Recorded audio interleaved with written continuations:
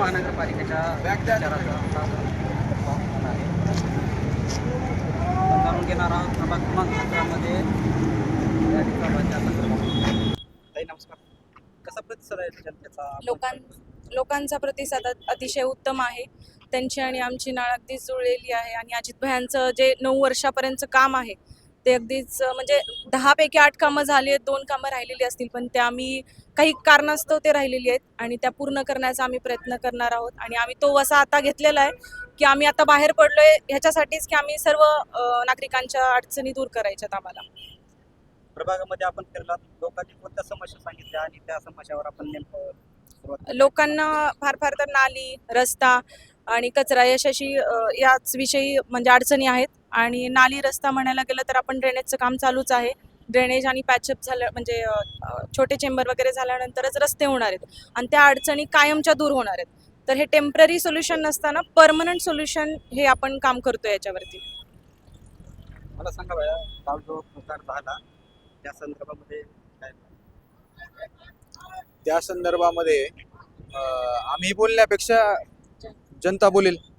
आम्ही बोलणं मला वाटतं की आम्ही विकासावर बोलणारे लोक आहेत. कारण की बाबी मॅडम आहेत, त्यांनी जे या लातूर जिल्ह्याच्या जिल्हा परिषदेचं नेतृत्व एकेकाळी केलेलं आहे. माजी आमदार कवेकर साहेब आहेत, त्यांनी सुद्धा ह्या शहराचं नेतृत्व विधान भवनामध्ये केलेलं आहे आणि जनतेचे प्रश्न सोडवण्याचं काम त्यांनी केलेलं आहे. तर आम्ही त्यांच्या विचारावर चालणारी मंडळी आहोत. त्यामुळे आम्हाला तरी त्यांचे संस्कार आहेत की ह्या गोष्टीवर आम्ही बोलणं योग्य नाही. काल सुंदर पाटील असं म्हणतात की पैसे बॅगमध्ये होते, त्या संदर्भामध्ये त्यावरती मला तरी असं वाटतं की इलेक्शन कमिशन आहे, निवडणूक आयोग आहे, पोलीस प्रशासन आहे, हे त्याच्यावरती निर्णय घेतील. आणि कोणी बोलण्याने आणि कोणी सांगण्याने ह्या गोष्टी होत नसतात, तुम्हालाही माहिती आहे आणि जनता सुज्ञ आहे. प्रभागातील मतदारांना आव्हान काय करायला? आता 15 तारखेला मतदान आहे. विकासाकडे बघून लोकांनी मतदान करावं. भविष्यात आमच्या तिन्ही जणांच्या डोळ्यामध्ये एक विजन आहे, त्या विजनकडे पाहून लोकांनी मतदान करावं. कारण की आम्ही कोणतं विजन फिरत असताना वहिनींनी बऱ्याचशा महिलांना असे आश्वासन दिलेलं आहे की महिलांसाठी एक मोठं गृहउद्योग आणि एक उद्योगाचं हब या ठिकाणी करू.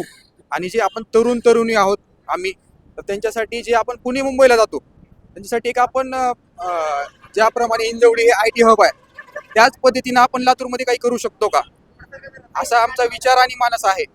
आणि प्रभागाच्या दृष्टीने जर विचार करायला गेलो तर आम्ही ह्या प्रभागाचे एक प्रथम नागरिक म्हणून नगरसेवक झाल्याच्या नंतर आम्ही सर्व वातावरण धार्मिक आणि संयम आणि शांत पद्धतीने ठेवण्याचा प्रयत्न करू, हेच आम्ही जनतेला आश्वासन दिलेलं आहे. बाकी देशात नरेंद्र मोदी साहेबांचं सरकार आहे, राज्यात देवेंद्रजींचं सरकार आहे, तर विकास तर 100% होणारच आहे.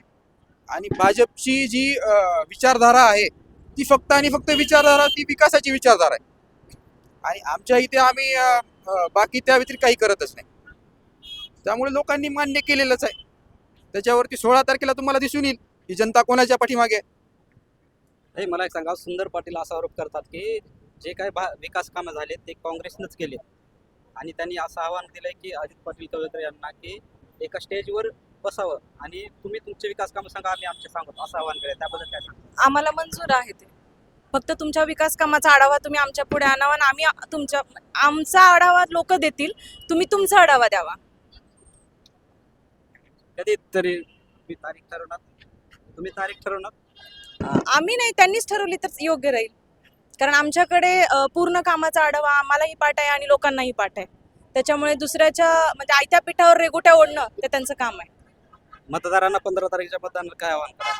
मतदारांना एवढंच आव्हान करेल की जसं देवेंद्र भाऊ लाडक्या बहिणींची साथ देत आहेत म्हणजे काळजी घेत आहेत, तसं तुम्ही आम्हा 2 लाडक्या बहिणींची आणि देवाभाऊ सारखंच राजेभावांचं तुम्ही 15 तारखेला भरघोस मताने कमळावर बटन दाबून विजयी करायचंय.